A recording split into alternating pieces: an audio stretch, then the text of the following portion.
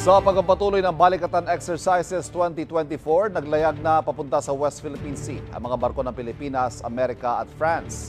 Kahapon, umalis mula sa Puerto Princesa, Palawan ang dalawang barko ng Pilipinas.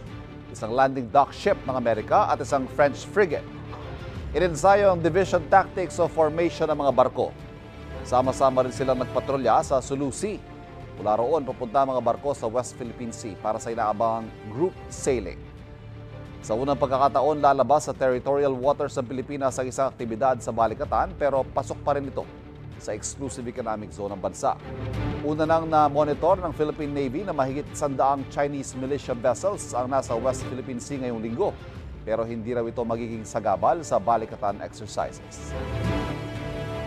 Sa tingin ko walang magiging problema because this is an annual event naman between the US and the Philippines.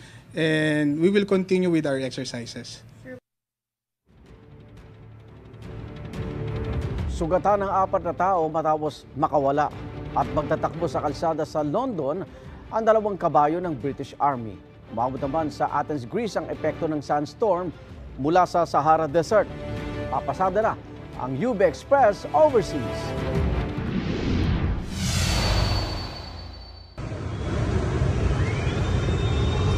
Nagkulay orange o kahel ng kalangitan sa ilang lugar sa Athens, Greece. Dulot yan ng sandstorm sa Sahara Desert sa mga nakalipas na araw. Dahil sa kapal ng dust clouds na bumalot sa syudad, nag-issue ng health advisory ang mga otoridad doon. Payo nila sa mga residente, manatili sa loob ng bahay at panatilihing nakasara ang mga pinto at bintana. Ayon sa Athens National Observatory Research, nasa 1,000 kilometro ang pinanggalingan ng dust clouds mula Africa patungong Greece. Nasa 5 beses daw yan nararanasan kada taon. May negatibong epekto ito sa kalusugan. May positibo naman daw na epekto ito sa karagatan dahil sa dala nitong nutrients.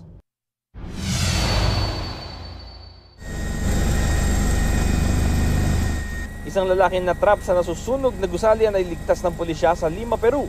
Lumambitin sa helicopter ang rescuer para tulungan ang lalaki. Dinala siya sa ospital. Nasa 10 fire truck ang dumating para apulahin ang sunog. Inaalam pa ang sanhin ng apoy.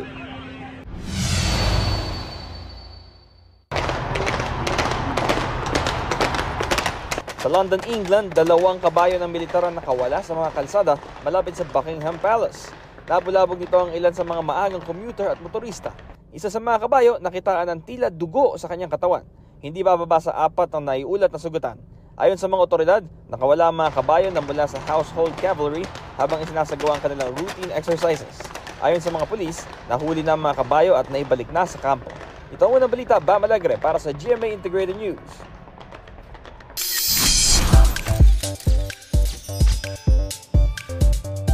More patikim sa mga kwento ng mga karakter na aabangan sa Encantadia Chronicles Sangre.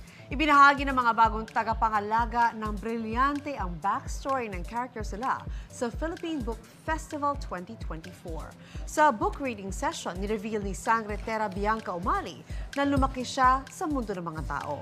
Si Sangre Adamos, played by Kelvin Miranda, kunento naman ang buhay nilang mga Adamian.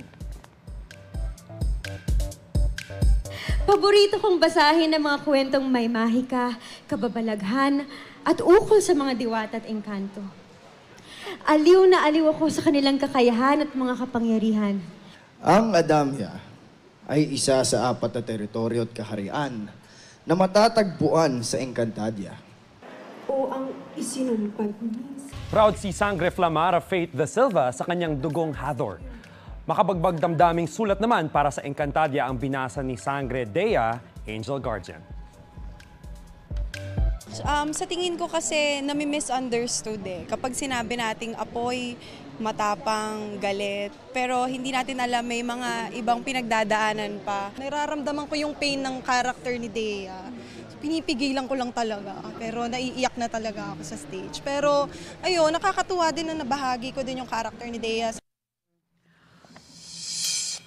Samantala, John Lennon's guitar is up for auction. Ang 12-string guitar na ipapasubasta ay ginamit daw ni Lennon sa pag-record ng Beatles ng kanilang 1965 album na Help. Ayon sa organizers ng auction, posibleng maibenta ang gitara ng hanggang $800,000 o mahigit 45 million pesos. Nakita raw ang gitara sa attic ng isang bahay sa England. Pinaniniwalaan na ang gitara ay niregalo ni Lennon sa isang British musician at binigay naman sa kanyang road manager. I-display ang gitara sa isang cafe hanggang sa katapusan ng Abril. Dadalhin ito sa New York para sa Music Icons Auction sa May 29. Wow! Susunod, ama at kanyang anak pinagbabaril sa Dolores Abra.